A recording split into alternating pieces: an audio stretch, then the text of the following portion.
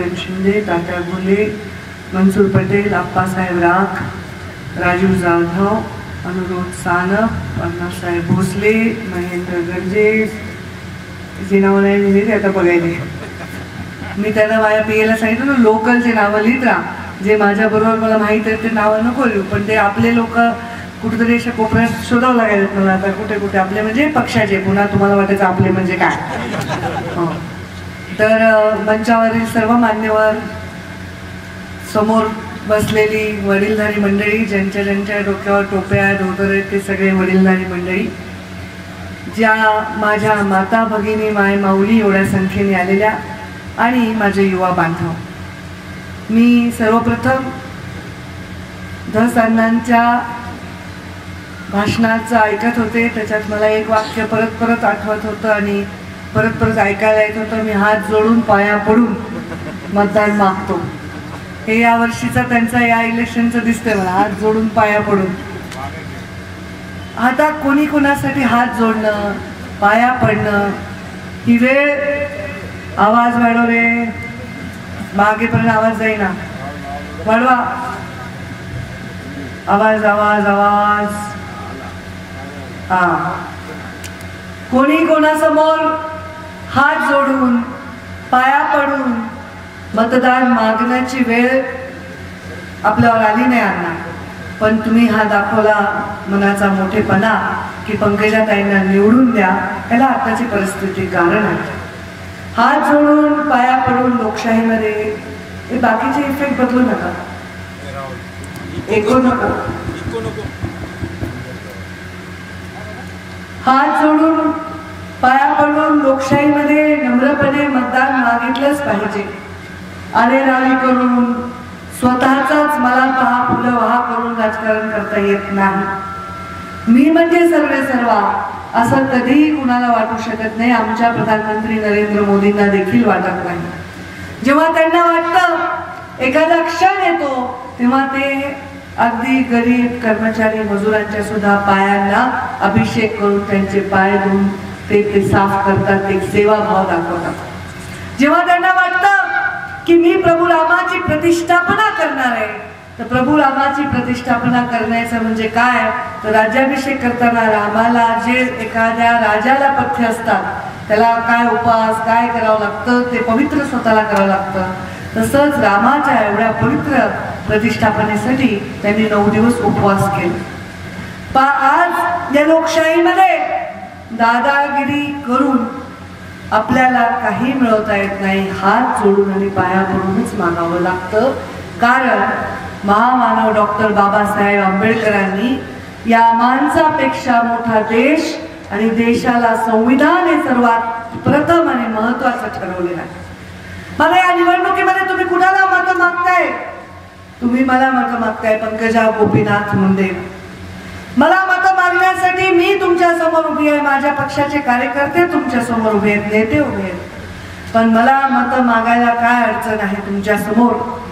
मी प्रत्येकाला विचारते की उमेदवार पसंतीला पडलाय का उमेदवारात काही खोट आहे? म्हणजे मी माझ्यामध्ये असं काही अवगुण आहे का जेणेकरून तुम्हाला वाटतं अरे अरे अरे त्यांना उमेदवारी का दिली? वाटतं का असं काही अवगुण आहे, काही अडचण आहे, काही नकारात्मक आहे, कुणाची खोडी काढली, कुणाचं वाईट केलं, कुणाला त्रास दिला, असं काही आहे का? बोला ना. मग अशी काय करायला? आम्ही उपाशी फिरायलो सकाळपासून, नाही तर मी हो समजीन ना. मग माझ्यात काही अवगुण नाही, काही खोट नाही. उमेदवार पक्का चांगला आहे. प्रधानमंत्री नरेंद्र मोदी होणार याच्याविषयी शंका आहे का कुणाच्या मनात? आहे का कुणाच्या? नाही. मग माझं मत प्रधानमंत्र्याला असं वाटत असेल कुणाला तर त्यांना ही संधी आहे ना रे. तुम्ही हे मत मला करत नसून डायरेक्ट प्रधानमंत्री नरेंद्र मोदीला करताय असं सुद्धा म्हटलं तर वावगं ठरणार नाही. मी राजकारणात आता फिरते. राजकारण नॅशनल लेवलला जावं, इंटरनॅशनल लेवलला जावं असं वाटत असतं प्रत्येकाला. पण आमच्या बीड जिल्ह्यात राजकारण नॅशनल लेवल इंटरनॅशनल लेवलला जात नाही. ते इंटरनॅशनल पद्धतीने लोकलच येतं. येतं की नाही? आता तुम्हाला काय करायचंय?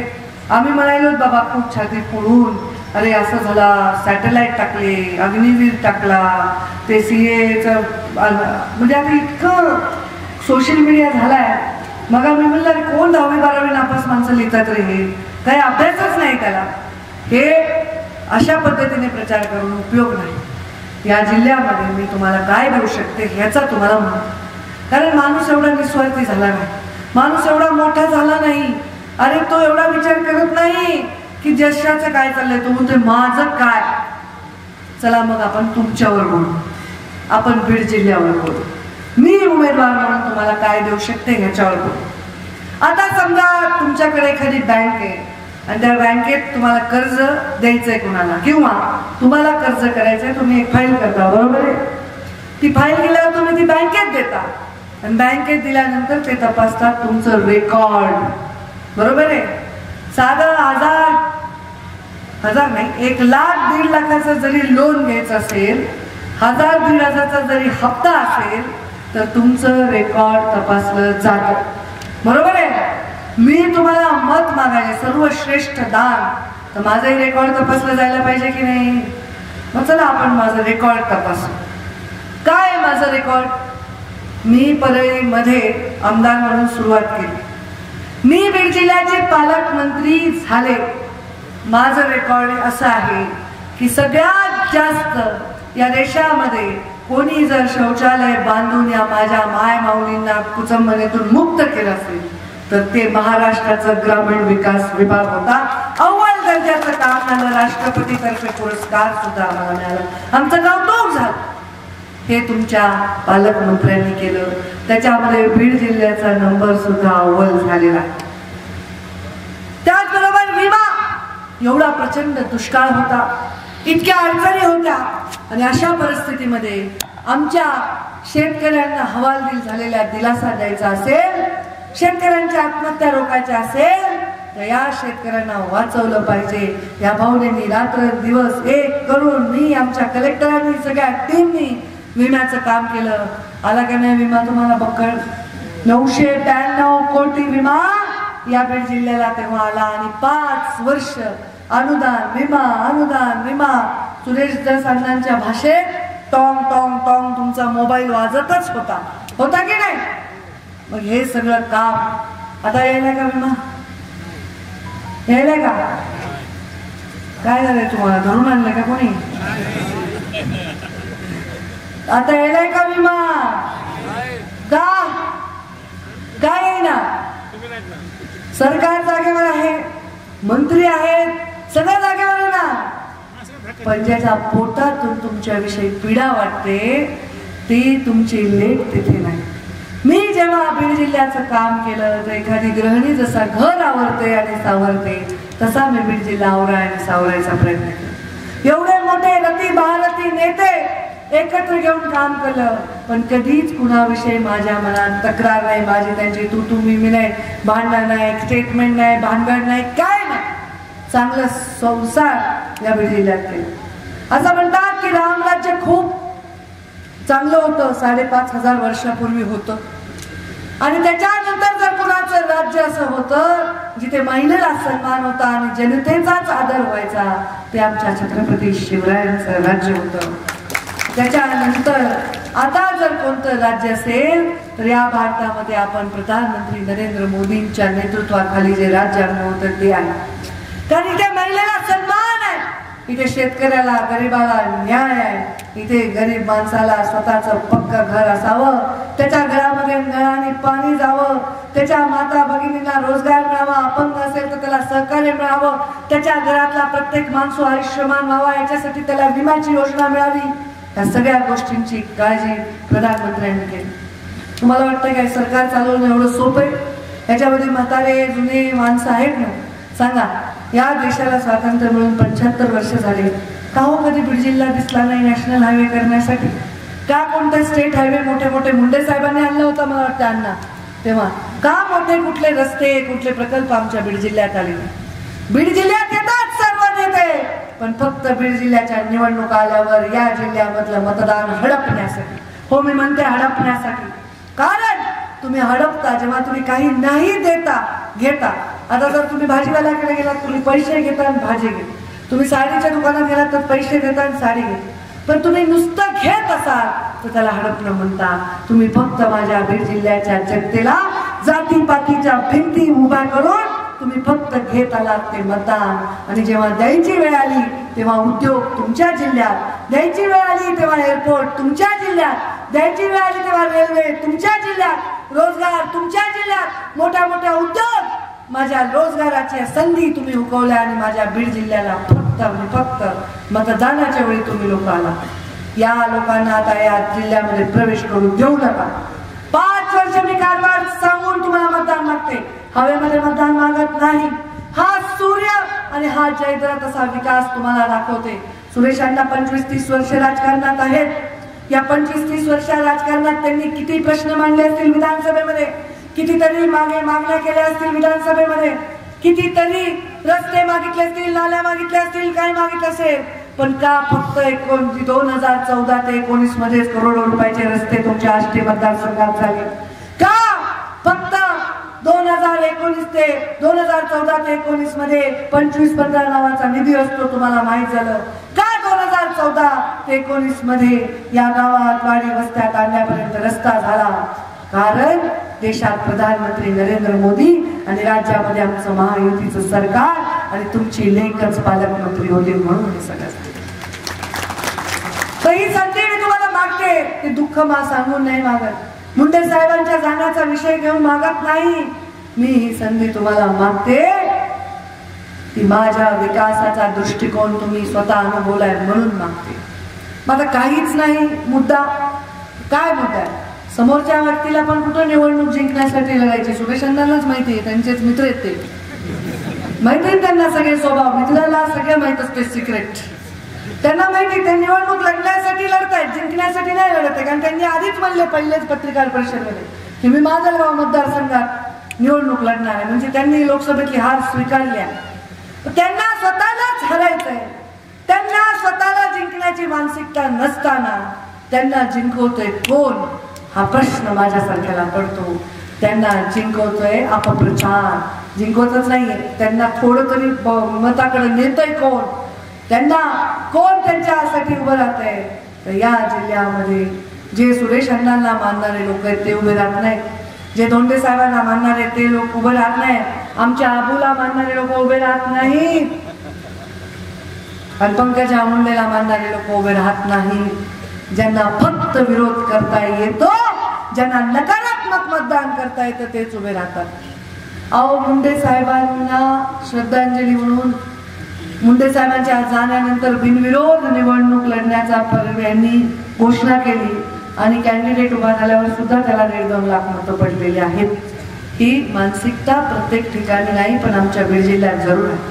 15-20 वर्ष जेव्हा एखादा नेता मोठा होतो तेव्हाच तो जिल्हा मोठा होत असतो. आपला जिल्हा मोठा झाला तेव्हा मी तुमच्या त्या मोठेपणामध्ये थोडा तरी वाटा उचलला आहे याच्यावर तुमचा विश्वास असेल तर जरूर तुम्ही मला 13 तारखेला मतदान करा. मला आता सगळे समाज पाठिंबा देत आहेत. कोणी धनगर समाजाचा पाठिंबा येतोय, कुठे बंजारा समाज पाठिंबा देतोय, कुठे 12 बलुतेदार देत आहेत, कुठे नाभिक येत आहेत, कुठे परीट येत आहेत, कुठे सुतार येत आहे, कुठे लोहार येत आहे, कुठे चर्मकार येत आहेत आणि मराठा समाजाच्या विविध संघटना देखील पाठिंबा देत आहेत. मला ते म्हणले ताई तुमच्या सगळ्या समाजाच्या बैठका व्हायला मग आमची बैठक घ्या ना. मी म्हणलं ठीक आहे घेऊ. मी त्यांची बैठक घेतली. मला मुस्लिम समाजाची लोक आले आबूबाई, ते म्हणले ताई आम्हाला तुम्हाला मतदान करायचंय. मी म्हणलं कसं काय मतदान करायचंय? मला तर करे मुंडे साहेब की बेटी हे आपल्यावर आमचा विश्वास. अहो या मानूरमध्ये मुस्लिम समाजाने गोपीनाथ गड बांधलाय छोटा. मुस्लिम समाजाने नाही बांधलाय, मानूरच्या लोकांनी बांधलाय. त्याच्यावर जाऊन मुस्लिम समाजाने शपथ घेतली की आम्ही पंकजा मुंडेलाच मतदान करणार. हे का होतंय असं वाटतंय? हे का होतंय? कारण ह्या विकासावर विश्वास आहे. त्यांना भीती घातली लोकांना, मुस्लिम समाजाला.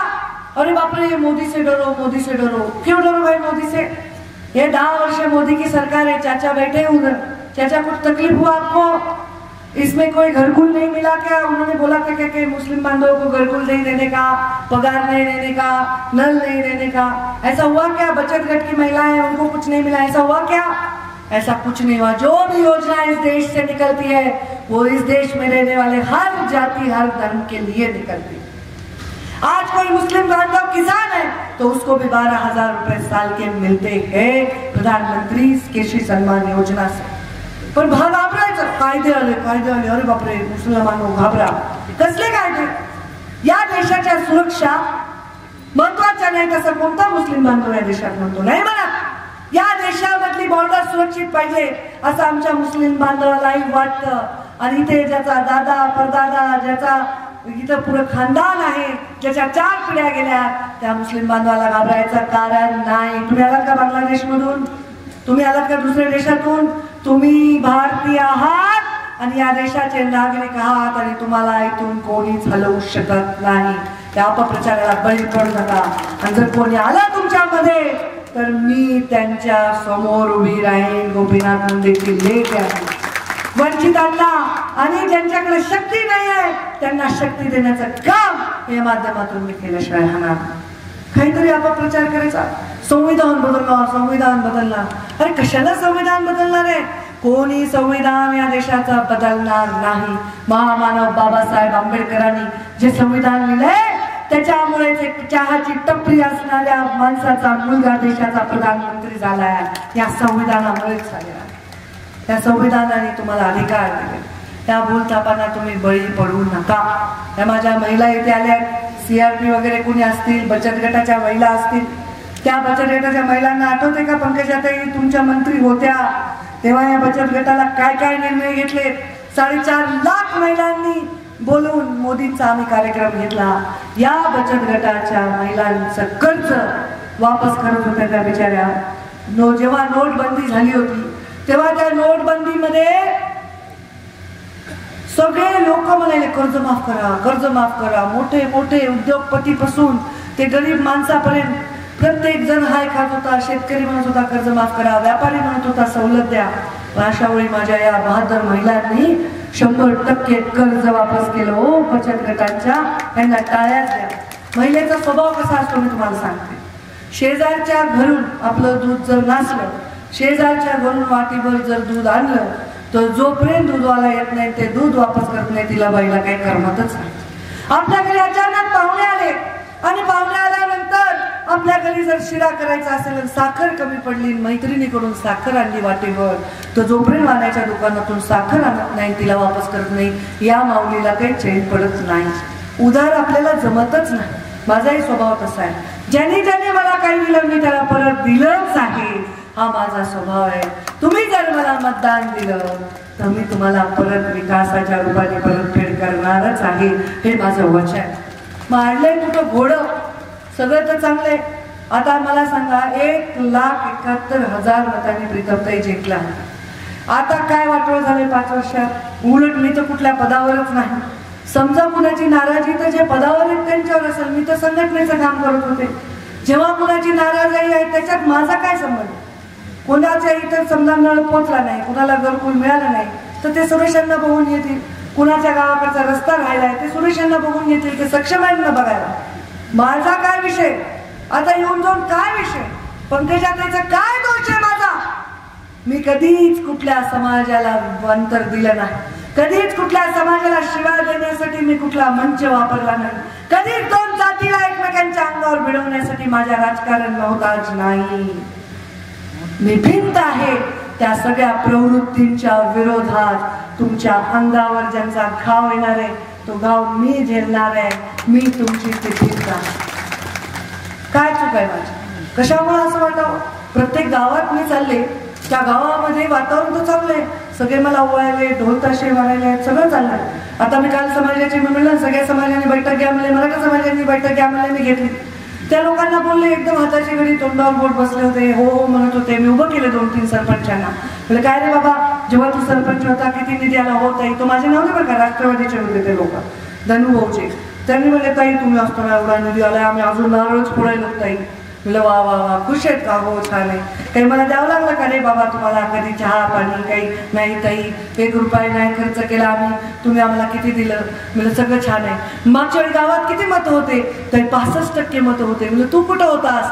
ताई मी तुमच्या विरोधात होतो. म्हणलं अरे बापरे, आता तू माझ्या बाजूने आला तर 75% झाले पाहिजे. नाही ताई 60% पडतील. तुम्ही लोक माझ्यावर असताना, विरोधात असताना 62% आणि आता तुम्ही माझ्या बाजूने असताना 60%, असं कसं? ताई गडबड झाली आहे म्हणे. म्हणलं काय गडबड झाली? ताई जरा लोकांमध्ये गैरसमज झालाय. म्हणलं कुणाविषयी? माझ्याविषयी? नाही ताई, तुमच्याविषयी शत्रू सुद्धा वाईट बोलत नाही हो, कुणीच तुमच्याविषयी वाईट बोलत नाही. म्हणलं मग गैरसमज काय झालाय? नाही ताई लोक लय नाराज आहेत आरक्षणामुळे. म्हणलं आरक्षणामुळे का नाराज आहेत? मी काय केलंय? मी रोखलंय का आरक्षण?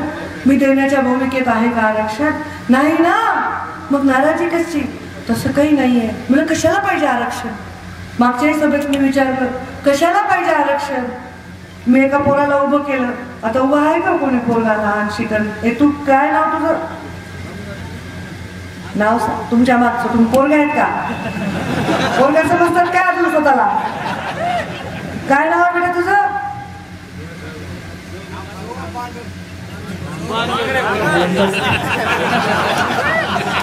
बांगरच भरलेत का काय?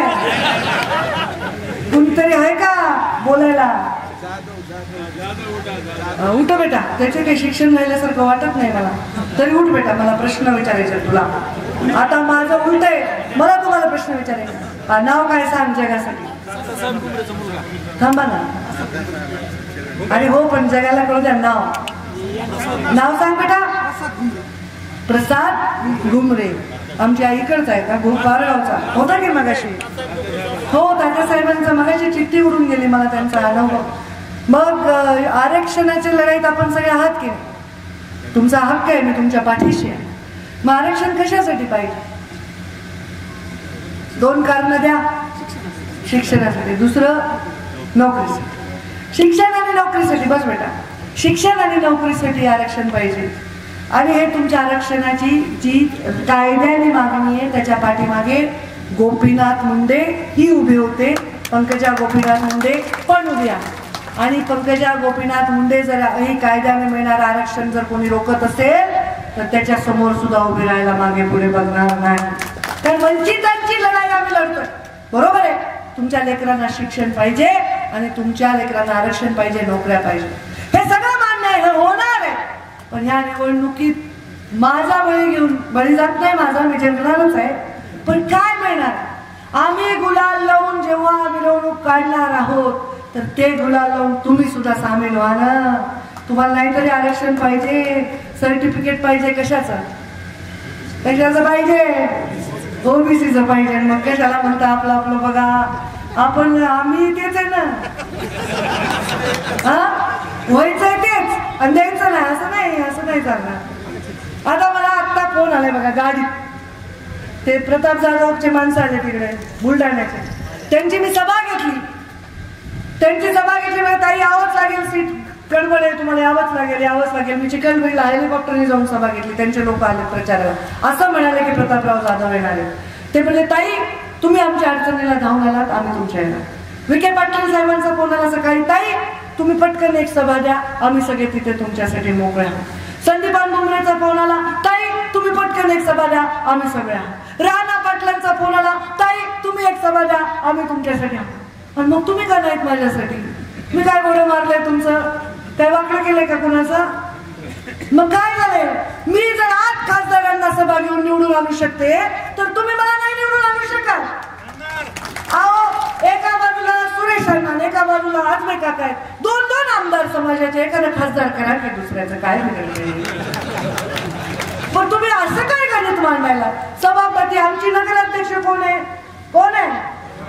हा? आणि तुमच्या सभापती कोण आहे? पंचायत समितीचा कोण आहे? मार्केट कमिटीचा सभापती कोण आहे? आणि तिथं आरक्षण असेल कोण आहे? आम्हाला वाईट वाटलं का? असं नका रे करू. हे बाहेरचे माणसं येऊन आपल्याला डिस्टर्ब करते. आपण एकच आहेत. माझं हे कापलं ना आता तरी तेच रक्त निघणार आहे जे तुमचंच कापल्यावर निघणार आहे. हे बंद करा. नका करू. मोठे विचार करा, उंच विचार करा.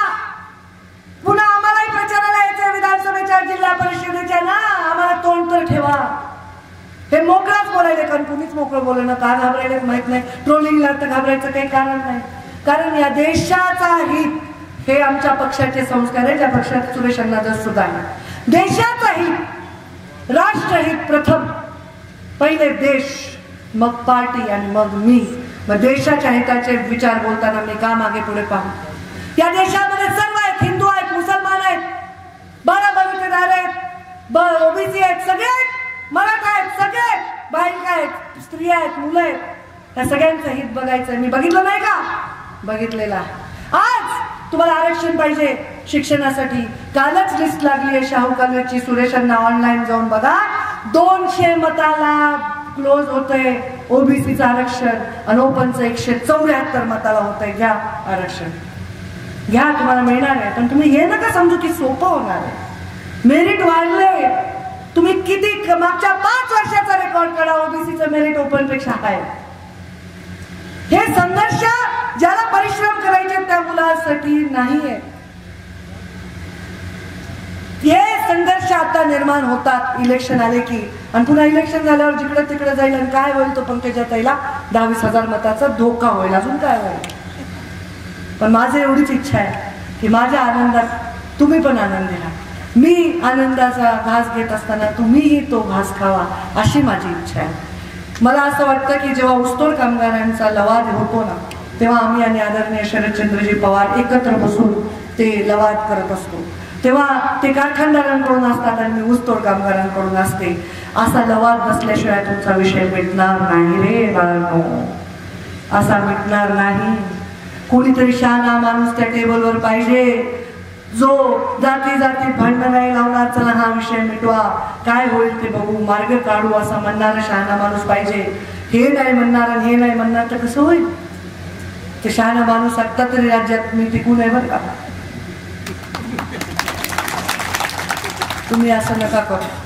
ही निवडणूक प्रतिष्ठेची मी बनवणार नाही, सुरेश अण्णा बनवणार नाही. मी जर म्हणले नका मत देऊ, त्यांनी जर म्हणले मत देऊ नका, तरी तुम्ही मतच द्या. तुम्ही प्रधानमंत्री नरेंद्र मोदी आवडत असतील त्यांना द्या. ते नको आहेत तर मला. मी नाही तर मुंडे साहेबांचं बघा चेहरा, मुंडे साहेबांचं नाही तर कमळाचं फुल बघा. तेही नाही आवडत तर थोडं घड्याळ बघा, काय बिघडत आहे. इथं घड्याळाची आमची युती झाली आहे ना, झाली ना, आता काय करायचं. काय बघायचं ते बघा, पण ते कमळाचं फुल दाबा. मला 3 गोष्टी करायला दिल्लीत जाऊ द्या. तुम्ही आयुष्यभर माझंच नाव घेतात बरं का. आणि आताही तुम्ही घेतात, माघारी चांगलंच बोलतात, वाईट बोलत नाही कोणी.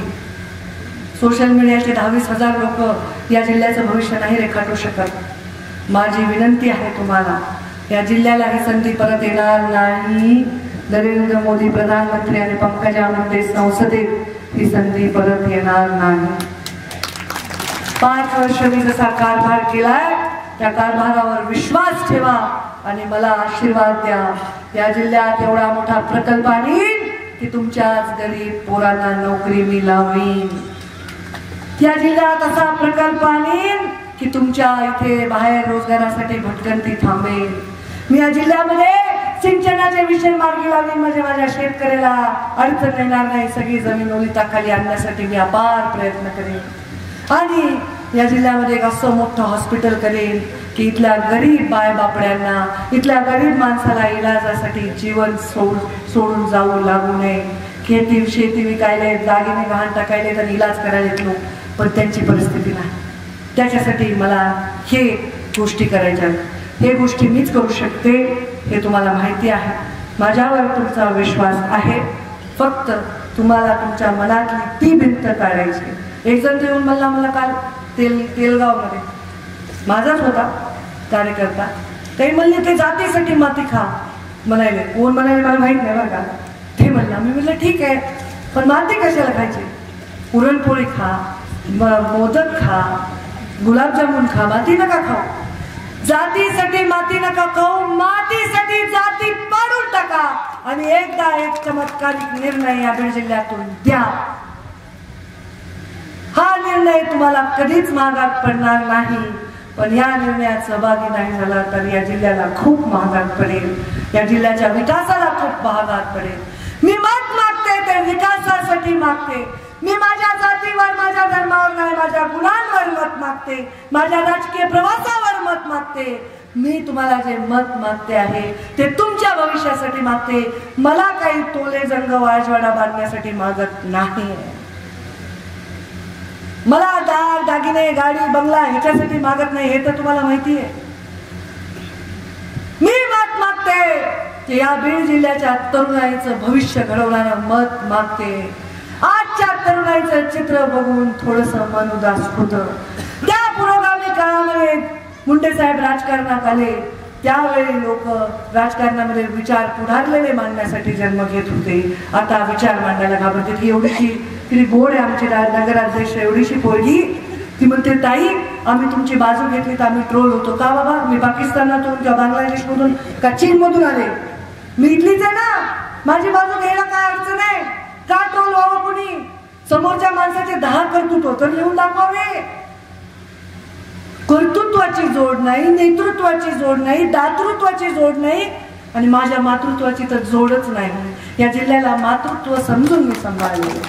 का ते लेकरू ट्रोल व्हावं? एवढीशी ती पोरगी बिचारी बोलायली चुनचुनीत, का तिने ट्रोल व्हावं?